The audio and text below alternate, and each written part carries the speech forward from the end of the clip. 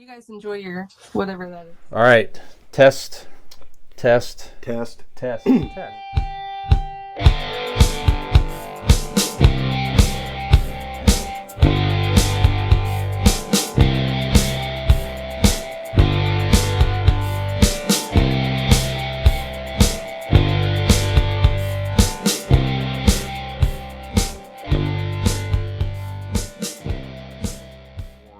3. Well, hello out there, folks, and welcome to segment number 3 of Convincing Idiots. I'm Millennial Nick alongside Gen X Brian and Zennial Dean. For our third and final segment, we're going to take you back to a much simpler time. That's right, gentlemen, whoa, and ladies. A simpler time when we did not have to deal with these cellular devices that are not always cooperating. Anyway, we're going to be discussing some of our favorite black and white television shows. So, Brian, you were in your 30s watching these. What are some of your favorite black and white television shows? I like for me certainly, and probably Dean a little bit too. But for me, as a kid, a lot of television that I had available were certainly old reruns of like from the 50s and 60s. So there's many fond, this is before cable and everything else. Local television like Channel 43 here in Cleveland, Ohio. Just many fond memories of watching these old shows with mom and the family and all that. So that's where I got exposure to a lot of these series. So from a nostalgia perspective, these shows just take me back to those moments as a kid, hanging out, watching television and growing up, and that's it. So anyway, first one I have on my list, now this was a show that I used to watch like after, I think it was on like after school, one of those type of things where I'd check this out. I got hooked on it. Lost in Space. Now the first, there's only on for like Lost in Space. That's right. You might remember it in color, but the first season was filmed in black and white. It was only 3 seasons. It seemed like it was on the air much longer than that, but the first season of Lost in Space was one of the best seasons to begin with. The Robinson family getting, traveling through outer space and coming across all these, different aliens and different things. So they sort of made movies and different all that, and the reboots. I haven't watched the reboot, by the way. I think it's on Netflix or something. But anyway, Danger, Will Robinson, all that stuff. So the first season of Lost in Space, just terrific. Watch it all the time. That's one on my list. Very good. Yes. Nick, you want to go next? Yeah. Sure. Most of my black and white television show picks I know from Nickelodeon's Nick at Night. Mm-hmm. That's the only way I would have seen these. The nearest and dearest to my heart is I Love Lucy. Of all the Nick at Night shows that I would watch, I Love Lucy was always my favorite. It was on Tuesday nights, and it kind of proved to me that great comedy transcends time, and funny is funny. We've had many different discussions about it. There's different types of comedy, but what would you call I'm it? mad that she can vote, but goddamn is she funny. Would you call it slapstick, right? Or I don't know. I don't know. Well, it depends on the episode, actually. I guess some of the physical comedy into and things some like very that. physical comedy. Yeah. But it's very goofy. Yeah. No, and the lines were great. Just the dynamic between Lucy and Ricky, and I don't know. I as a young kid, I mean, there's really, I guess, what better statement for it being a great timeless comedy is than a grade school age kid staying up on the summer nights and watching I Love Lucy and enjoying it. I mean, that's really all that needs to be said. It was just enjoyable to me at any age. And I Love Lucy was always my favorite. Lucille Ball was just brilliant, and that is certainly at the top of my list when it comes to these black and white TV shows. She was I mean, if you're going like Mount Rushmore of like TV comedians in itself, she's right up there, right? I mean, because sure. as you were watching as a kid, Nick, like you couldn't pick, you just knew it was funny. You couldn't pinpoint it, but now you look back and go, God damn, her timing, her facials, like you could like that was dissect a big one. why the fuck she was a genius. Sure. But back then as a kid, you just appreciated it and loved it. That's cool. Yep. So, all right. Dean, you got? My number one is my number one. Ladies and gentlemen, I still to this day, probably a couple times a week, I'm sitting in my chair when I get off work, sitting here, and I turn on Andy Griffith's show. Yeah, so good. The comedy. I don't know that I've ever seen an episode, but the song is so iconic. Like absolutely. I remember hearing it at my grandma's house, like in the, what I mean? I go to my great grandma's house sometimes in the summer and hearing it like still on the TV. Holds up. The jokes still hold up. They're funny. And if you go through the catalog, there's some really good different celebrities who did cameos throughout. Tons. Yeah. It's again, it holds up very, very strongly for me. Okay, Jack Nicholson was on the Andy Griffith show once upon a time. I remember. Absolutely. Yeah. It's terrific. I loved it as a kid. I love it today. It is literally the only one on my list that I currently watch. Yeah. You can talk about, maybe this is on the topic sometime too, but just the comedic duo between Andy Griffith and Don Knotts on that was so genuine. It was 100% believable. Advice from Andy Taylor. I mean, it's just perfect. Yeah, absolutely. That was a show. That was one I definitely watched a ton. Absolutely. With my mom. I think it might have been after, again, one of those after school shows or something like that.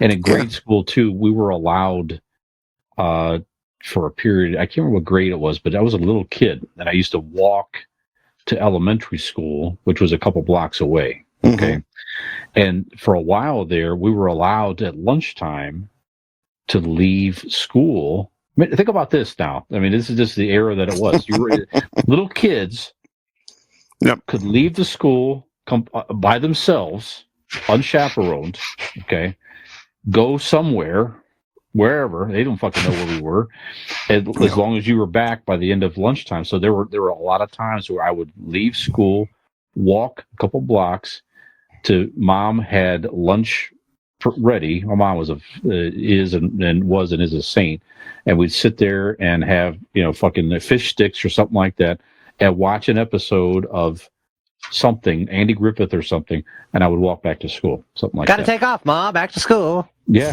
that's it. Wow.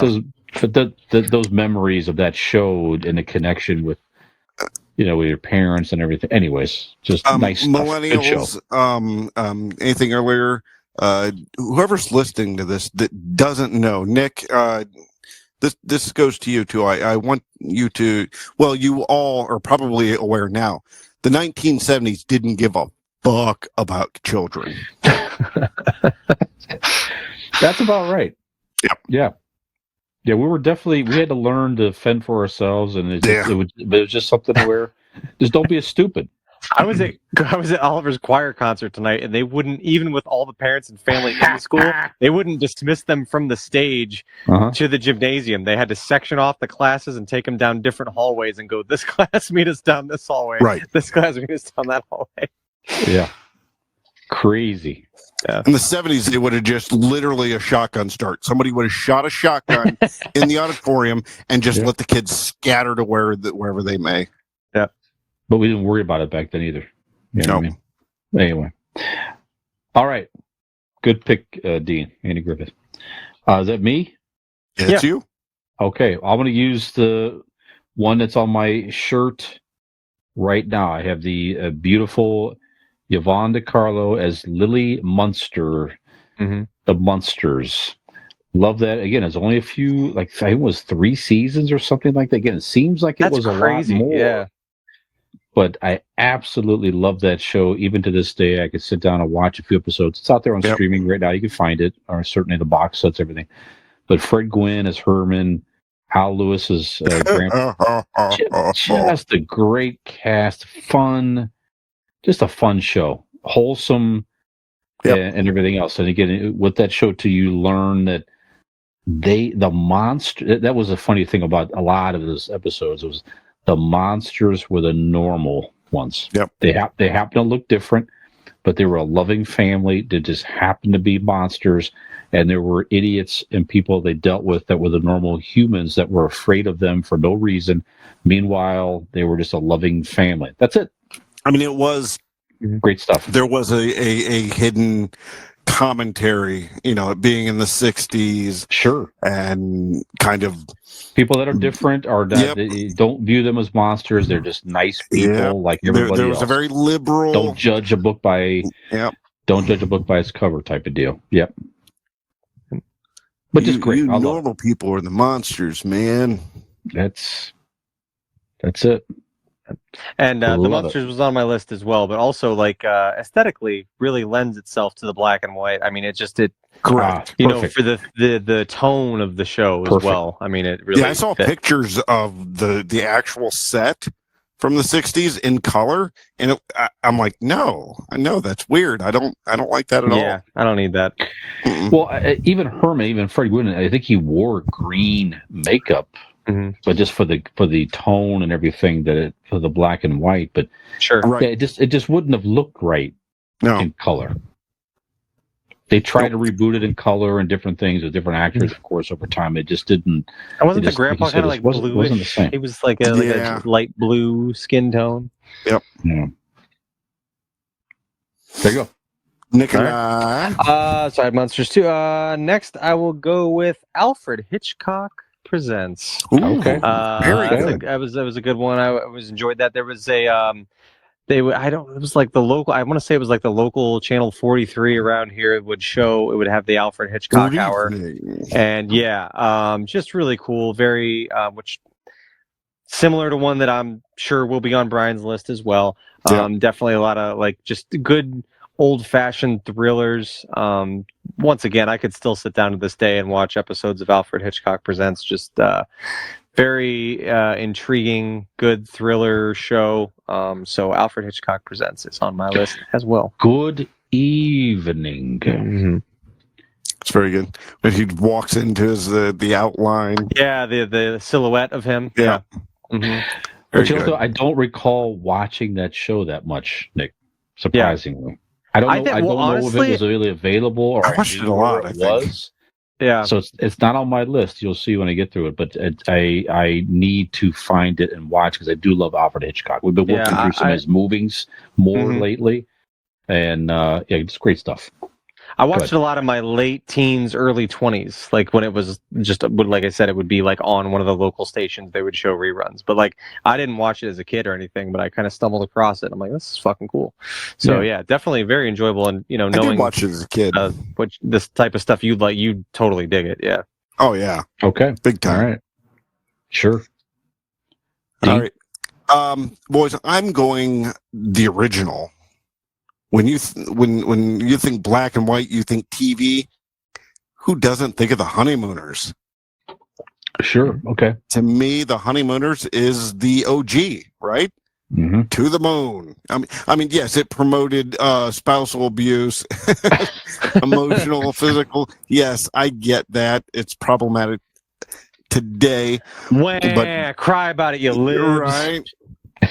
Fucking libtards. Whoa. But but yeah, it still holds up. The jokes are good. It was well written, well acted. I liked, even growing up, I noticed watching that the set looked like a play.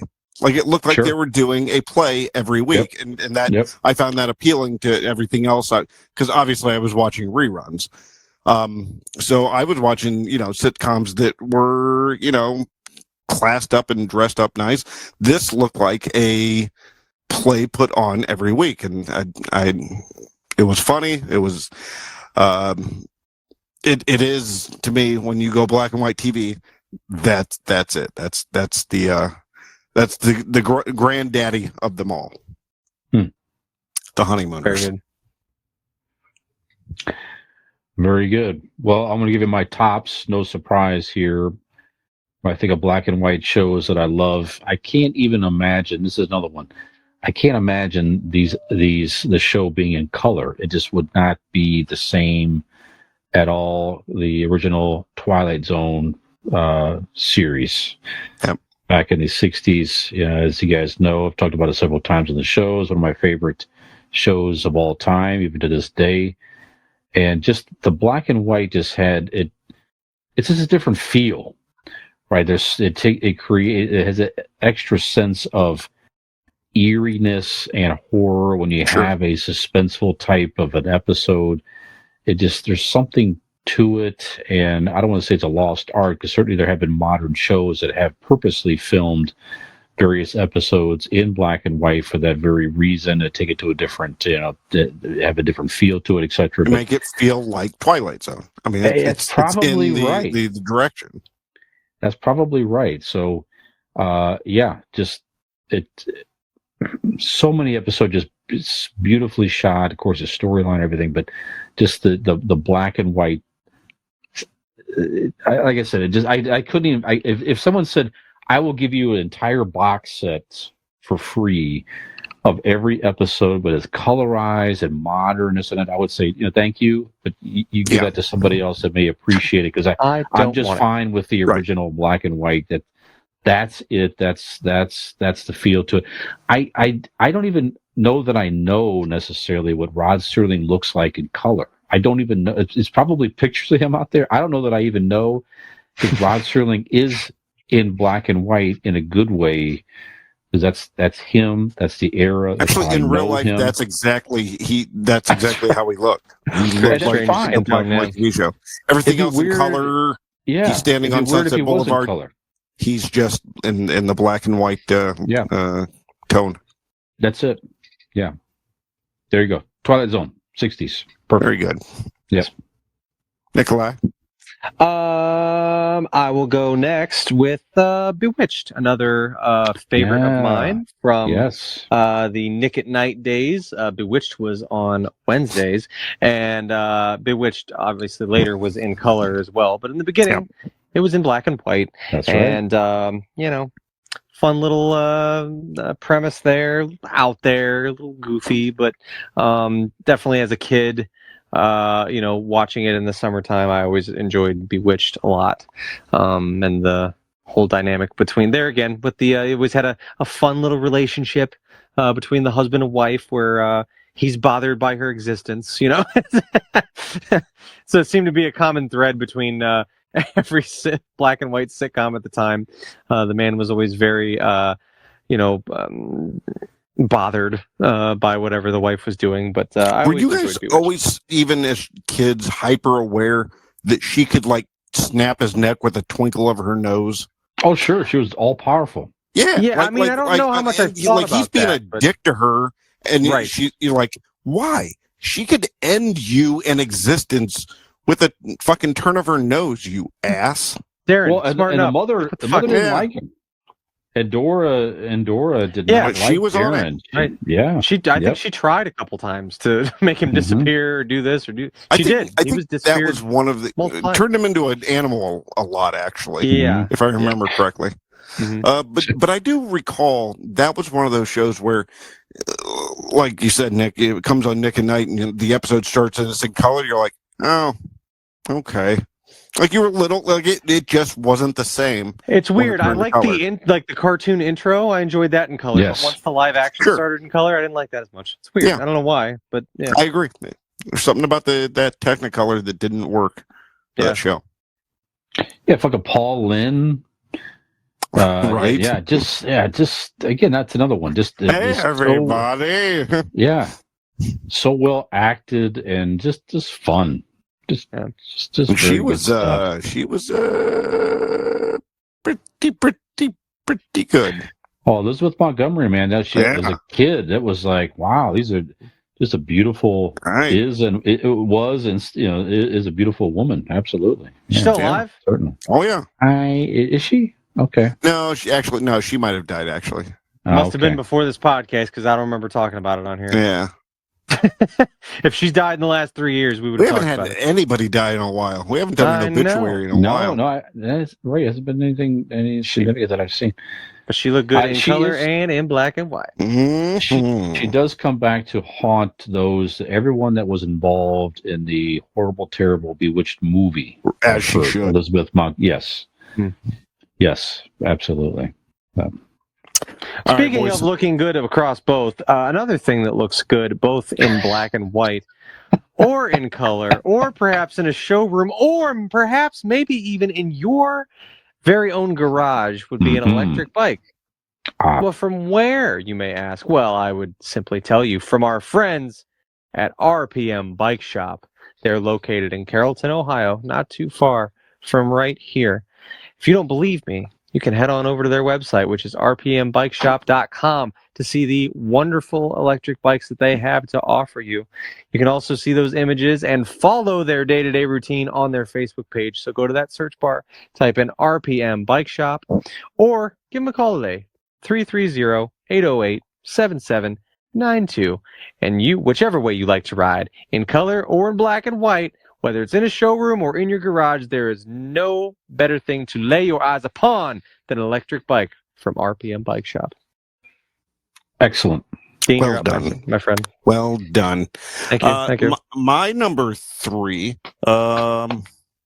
Dick Van Dyke Show. Sure. Iconic. The opening credits where he's flipping over the ottoman. I watched it actually. I turned on an episode the other day. I was flipping through, and I stopped at it. And again, the funny's funny. It didn't. Yeah, there were some references that were a little outdated. The housewife jokes and stuff, but some of the work related jokes and such, strongly crafted, good acting, and that Dick Van Dyke himself is still alive. Yes, 100%. Yep. And going strong, it seems, and as he should. And the show was brilliant, beautifully shot. You were definitely aware that it was a sitcom. I mean, it is the set type situation, but still, it worked. It was funny as shit, and that's my number 3, Dick Van Dyke. Mary Tyler Moore and Dick Van Dyke on the same show. Yeah, that's two iconic TV personas right there. Absolutely. Yep. Okay, I'm going to give you you have the Munsters. Of course, you also have to have the Addams Family. Oh yeah.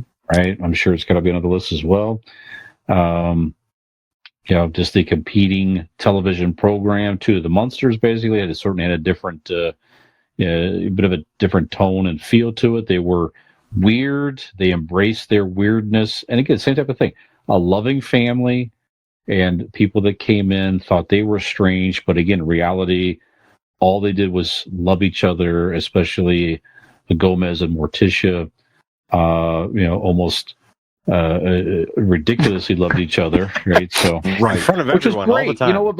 But that was cool though. He was a married couple, clearly, that were just crazy about each other. It was the anti other shows kind of at the show. I mean, like we're talking about. Yeah, that's right. Right.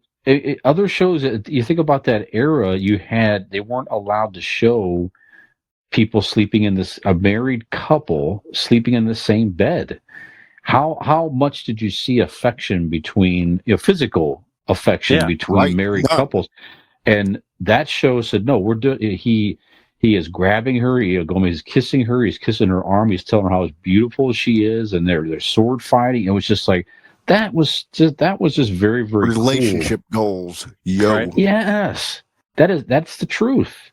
Right, and certainly the Addams Family became very popular, and that was certainly a franchise that did make it in the mainstream, certainly, and where the Munsters could not. Where, of course, they had very successful movies that were okay, and now they have the spinoff with the Wednesday series, which is very good. They have a second season coming out of that. just good. I mean, beginning, the concept and the premise works. They're weird people, but they're out there, and I think they're just relatable in many respects. A lot of people feel kind of strange and weird and uncomfortable in their own skin. Meanwhile, they could watch a family like this who definitely can be perceived as strange. They don't think they're strange. They don't give a fuck. They don't know, and they're out there. This is who I am, and that's great, and just embrace me, and they don't really care, and that makes them, even more appealing in many respects. So good stuff, and just great writing and characters and fun. Again, not many seasons of the original, but again, it's just a fun series. And then I'd always love Lurch, by the way, too.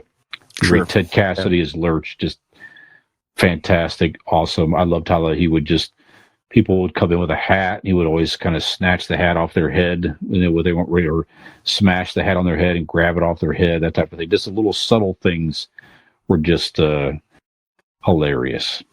That's it.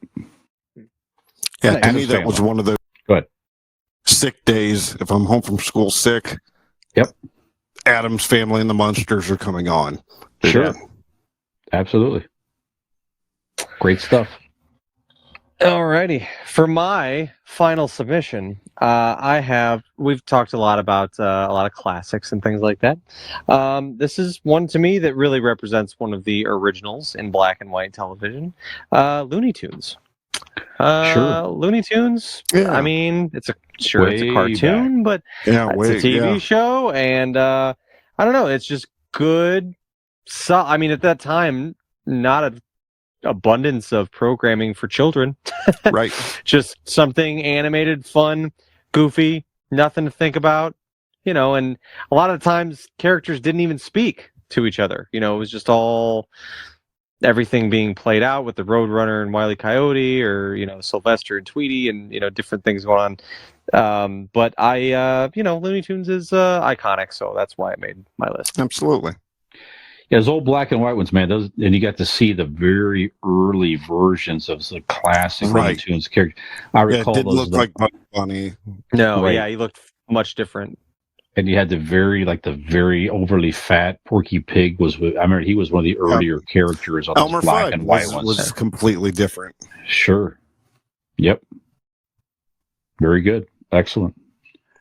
All right, Dean? My number 4. I got 2 more left here. Mm-hmm. Oh, Nick, you had I doubled up on Monsters. Okay. Yeah. All right. Yeah, that's how I got it done so quick. All right, so my number 4, I'm getting away from the sitcoms, and I'm going to go with the variety show of The Tonight Show. Up until the 70s, early 70s, it was in black and white. Jack Parr was in black and white. Johnny Carson was in black and white. Yeah. And it definitely did have that old 50s nightclub feel back then, because with the black and white, you had the smoke of whoever's on stage along with Johnny was smoking cigarettes. So you had the cloud of smoke kind of with that black and white. It gave it like a really cool 1950s vibe. So, yeah, The Tonight Show with Johnny Carson or Jack Parr. But Tonight Show is my number 4. Man. The last one I did have Andy Griffith, but since that was already mentioned, we talked about it in depth. I'm going to switch it out. All right. Again, it wasn't a television show, but it was old. So it's kind of along the same lines as Nick with the Looney Tunes, but a black and white show that I watched a ton as a kid. Now, I know this for sure. I would get out of school at 3:00 in the afternoon. This is elementary school. I'd come home, and at 3:30 every fucking day on Channel 43 for quite a while, you could watch yourself 3 episodes of The Little Rascals. Right? The original old shorts of The Little Rascals. Those were the best. I mean, you got to the Our Gang stuff, those weren't nearly as good in my opinion, but the original old, right? Basically, it's like, is this a good one or not? And you ask yourself, is Spanky a little kid, or like the fat kid, like the preteen kid? Is Spanky's a little kid? Gold. Right. That's the good. Yeah. Yeah. Spanky, Stymie, that group of kids, Buckwheat, Darla, Alfalfa. Yeah. When those kids were young, there was, again, do all that stuff hold up today? Absolutely no. You could not, but there were a lot of just fun stuff that was, just goofy and crazy. It was actually a pretty original thing back then. The production value was not bad for those back in its time, but right. Some of those to this day, I find just, if I watch some of those right now, I would just crack up at some of that stuff. But the taxi, we had the mule pushing the taxi, and there's so many good stuff in those. But there were definitely time and place for those. But that was something I thoroughly enjoyed as a kid, was watching the old Little Rascals after school. Very good. Yes. All right, so Nick, you finished up there. My last one. Actually, you know what? I switched it out. My last one I switched out last second because Brian, you triggered a memory of mine. Mm-hmm. Not even memory, because now I can say that there is more than one that I do watch more on a constant basis on my list, and that's the Three Stooges. Oh, sure. I was wondering if I wasn't totally. I was like, was it a TV show? I don't know. I know of them. Well, they were short. They were shorts in theaters. Well, just like Looney Tunes that you watch. Any of the ones that we watched as kids weren't originally for TV. They were shorts done in theaters before movies. Yep. And then, but after a while, the Three Stooges did put them on TV and did make them for television. Yep. Again, kind of strange. I have the picture over here of them in color. It's strange to see them in color. Right. Everything works.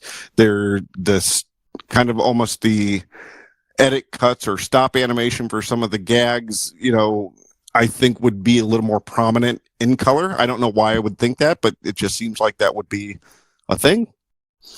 But ever since I was a kid, I've just been a gigantic fan of the Three Stooges, and anytime it's on, I'm stopping. So my last one is the Three Stooges. Nice, that's a good one, man. Superhost locally on Saturday afternoons on Channel 43. That's it, man. You get a couple of Three Stooges. They were like after all the cartoons were over. Right. Now you're getting into the afternoon. Now you get the movies. Superhost would be there. That's right. You get the Three Stooges and then whatever B movie that Superhost is going to show you for the day. Right. Good stuff. You're right. You're right. As a kid, I became a super fan as well because of catching them on television. So that's great. All right. I was wondering if they were going to come up at some point. I figured between the two of you, Three Stooges had to come up at some point. Right. Yep. Well, I did. Well, I'll tell you who was on the list when we go through honorable mentions. Yep. But I didn't even dawn on me when he's talking about the our gang. I'm like, oh shit! For some reason, just didn't even register earlier. So I'm glad it did. Just keep going, D. So what is on your honorable mention list, sir? My one that was number 5 that the Three Stooges took over was the Ed Sullivan Show. The Ed Sullivan Show, although I didn't personally watch it that often, it was on the list for what it meant to pop culture. Mm-hmm. I mean, it's where, what they did with Elvis and the Beatles and all sorts of 1950s and 60s music groups went through the Ed Sullivan Show. Mm-hmm. So but now it's my headlining honorable mentions. I have Leave It to Beaver. Yep. Yeah. I remember watching that as a kid, loving it. Gilligan's Island did start as black and white. That's right. I couldn't remember if it did or not. Yeah, it did. I don't recall seeing many Gilligan's Island episodes I don't recall necessarily any, but I don't think it stayed in maybe like one season. Yeah, sounds about right. Right. Beverly Hillbillies, again, didn't stay in black and white, but definitely started there. I have I Love Lucy and I Dream of Jeannie. Yeah. Yep. It's kind of yin and the yang. You have the Munsters, and you have the Addams Family, and then you have I Dream of Jeannie and Bewitched. Yeah, very good. By the way, just I could appreciate it on audio, but I'll put it up on video here. So, in the '90s, it became sort of a thing to where the ties with different characters and different things became a thing. I have so many Looney Tunes ties that I wore to work in the '90s, right? So that was just a very popular thing to have at the time, was a Looney Tune tie. They had tons of them, right? So I still have a bunch of my old work ties, and this one here I found in a closet, Dean. So this is a tie I wore. I received as a gift, I think, from my mom, if I'm not mistaken, and I would wear this to a professional. The whole power probably went in out in the whole block. Yeah, it was probably in my third. Did it? Yeah, like everything just went black. Oh wow! All right, so I'm going to show you this tie here. Now check this out here. Curly, Mo, Larry. That's awesome. The brand of tie is a Ralph Marlin tie, who was known at the time to have like all these printed ties, all these characters and all. Yeah. I also have an Elvis tie, a Kiss tie. So my dad has a Kiss one like that. Like, sure. It's hanging over there too. Offsite. The solo albums. Yep. Mm. Yeah. So when they got back together in the '90s, I have a tie of them over there in that era. So yeah, yes, hanging in my office right now. My Three Stooges. Very good. Hi, thank you very much. So, yes. Nick, what's on your honorable mention, sir? The only remaining black and white television show that I have ever seen that I didn't mention was probably I Dream of Jeannie, which Dean just did. So that was about it. Like I said, I didn't have any time lived in that era, so the amount of black and white television shows I have actually seen are very few, and it became very apparent to me as I was making out my list this evening. No, but I tell you what, saw plenty though, Nick at Night. Yeah, though, dude. That's good. For all of that, you had a pretty goddamn good list. Yeah. But those were, I mean, the heavy hitters. Was Happy Days ever in black and white? No. Or no? Okay. No. There again, it was like Gilligan's Island, where I was like, I don't recall seeing any, but it may have been. So yeah. I basically, most of mine were on the list or were mentioned by one of you gentlemen here this evening. Yeah. So very good.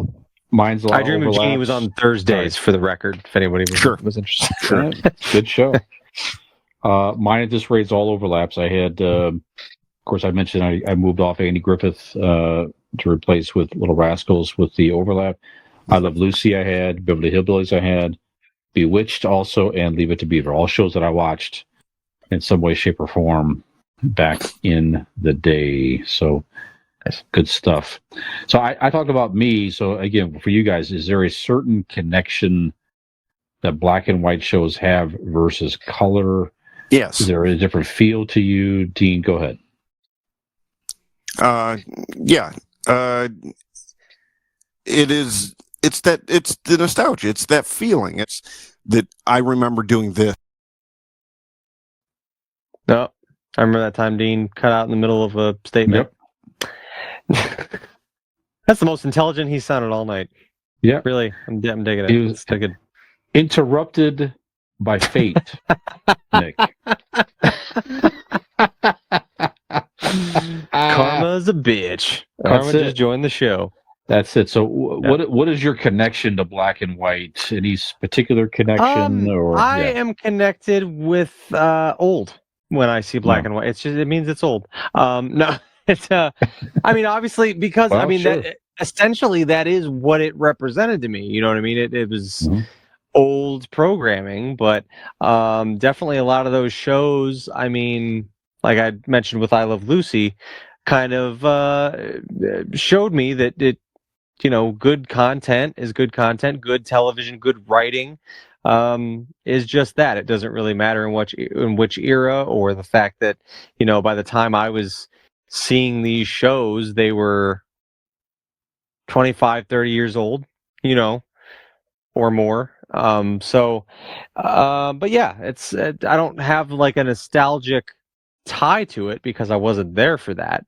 but definitely the feeling of nostalgia, or what I would imagine it to be. I can kind of put myself, in that time, or try to imagine what times would have been like back then, I guess, when watching them. So, at first I thought, so this isn't any good for audio. I forgot about that. I did not see you drape the tie around, around your neck there, but you are wearing a Munster shirt, and now you all in black and white. Really? You also have the Three Stooges in black and white on the side. I thought it was a Three Stooges and Munster shirt. I was very confused.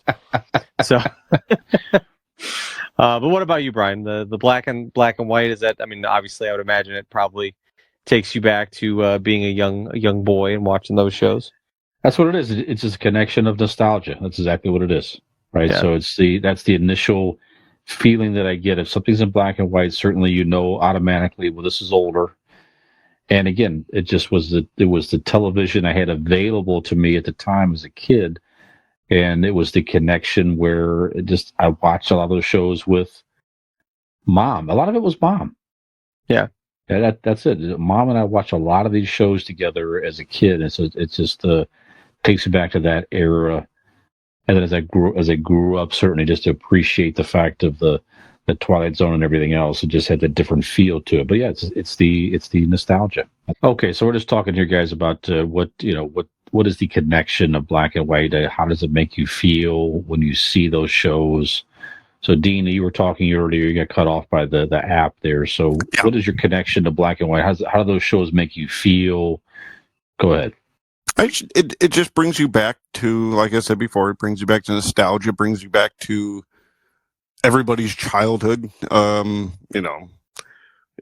one of us, whether we sat there with our parents and watched it, grandparents watched it, or even like Nick watched it on Nick at Night. It definitely gives you those special and different feels that I think other properties, other shows in color or whatnot just doesn't quite do. So, yeah, I think a lot of these shows that they went to, not all of them, but certainly some of them, transitioned to color over time, and it just was just different. For me, there were some that were like Bewitched was. It was fine. It was. I don't think it lost anything, but like Andy Griffith, for example, when that went to color, that was really getting on the tail end of like that. It was just that was sort of the jump the shark moment for Andy Griffith, in my opinion, was when it went to color, just the era and the length it was on, that type of thing. So I don't know. There's a video you could pull up. It's the moment the BBC, I believe, went to color. And it shows the network that was, or the show that was doing it, and it showed the line demarcation run across, and it shows black and white turning into color. So it shows that show and all those guys on the show going, all right, we're counting down 5, 4, 3, 2, 1, and it runs across. It's a very cool looking thing. So you can pull that up and Google that. The moment I think it was BBC went to color TV. Okay, very cool. All right. Well, one last thing I want to mention here that is cool in black and white. It was cool a while ago, and it's still cool today. It's black and white, black and gray. But a nice black and gray tattoo. How about that? So on my arm right now, actually talking about the Twilight Zone, I have a few tattoos with a Twilight Zone theme. And you chose not to get those in color. Why? It just would not be the same. That's right. You know what I mean? It's not the same. Not the same feel. So that's right. These were done by our friend Scott Oswald at Golden Heart Tattoo. New location in wonderful Wadsworth, Ohio. They may change the name. They may not. I don't know. They're working through it. That's fine. But you can find them still on Facebook at Golden Heart Norton, Norton, or better yet, just give them a call at 234-706-2982. Let them know that you were inspired by the black and white television episode of Convincing Idiots to get your own black and gray tattoo, perhaps featuring your favorite black and white character. I don't know. Maybe get a black and white alfalfa tattoo. I don't fucking know. Yeah, get it. I am getting Barney Fife on my left ass cheek. I like it. Perfect. I like it. Get him like this, sniffing, like Oh yeah, that. Get him in that pose. Definitely. I'm talking about. That'd be great. Yeah. Mm-hmm. And yeah, it's gonna be good. There you go. All right. Well, gentlemen, like similar, I guess, to black and white television shows, they did eventually phase out. They kind of came to an end as a regular broadcast experience, and I'm afraid this episode is also now coming to an end. Nick, I don't know, you were talking about you had a whole nostalgia type character you were doing earlier. I don't know, maybe that's an appropriate outro for this particular I like that guy. episode. We need nostalgia feels here to continue just a little bit longer. Touch Can me you in help my us feel. out? Yeah. Well, that sounds great, Brian. Let me throw you a nickel. You can go buy yourself a nice piece of candy down at the store. So, I'll give you something for free right now. I'll give you some advice. Why don't you head on over to Convincing Idiots Linktree? Just type in Google into your home computer machine and type in Convincing Idiots Linktree, LINKTREE, to find links to all of the social media platforms in which we can bring you news and so much more.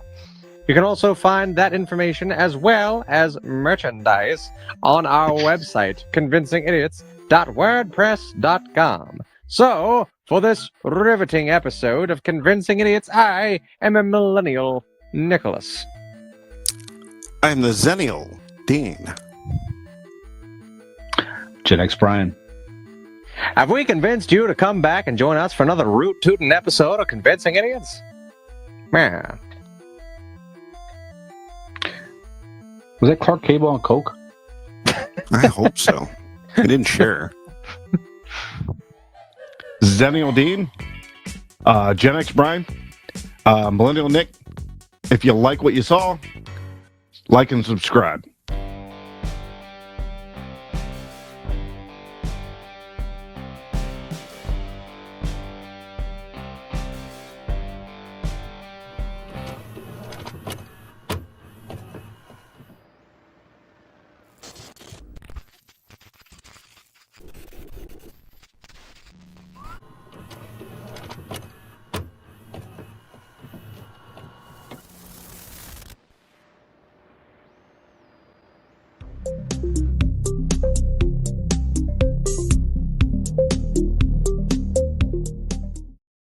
Ham gravy.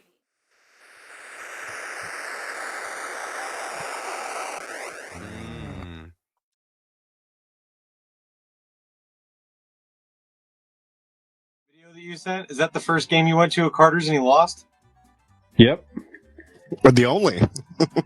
I know, well, yeah, that's The season ended, and the only game they lost is the one Brian went to. Bullshit. Oh, Brian did it. Yeah. I thought it was you. No. First game, you went to the first one and he fucking lost. No. In full transparency, it was not his idea to do the video. Oh, I'm sure it was not. Yeah. It was Nick's. Nick said to do the video or else. I don't know what or else is, but I didn't want to find out.